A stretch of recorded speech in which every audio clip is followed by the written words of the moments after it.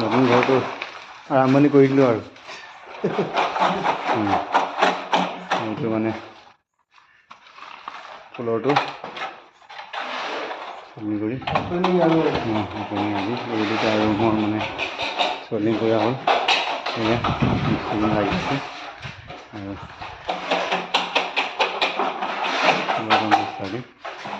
area গোটেই room এইটো হল হিচাপে থাকিব আৰু এইটো আৰু এইখিনি তাৰপিছত এইটো কিটচেন ৰুম এইটো আমাৰ কিটচেন হ'ব আৰু এইটো হ'ল বেডৰুম এইটো মাষ্টাৰ ৰুম হ'ব আৰু এইটো ভাল আৰু ইয়াতে লেট্ৰিন বাথৰুমো থাকিব লগতে আৰু এইটো সেইখিনি কিটচেন থাকিব আৰু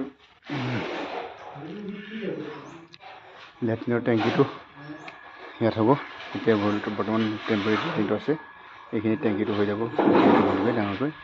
আৰু এইখিনি চাংঘৰ এটা বনোৱা হ'ব আৰু টিউবৱেল আছে ইয়াতে মটৰ আছে আৰু এইটো আমাৰ দীঘলকৈ এনেকৈ কৰিডৰ হ'ব মাজলৈ কৰিডৰ হ'ব কৰিডৰৰ কাৰণে এইটো ৰ'দ দিয়া আছে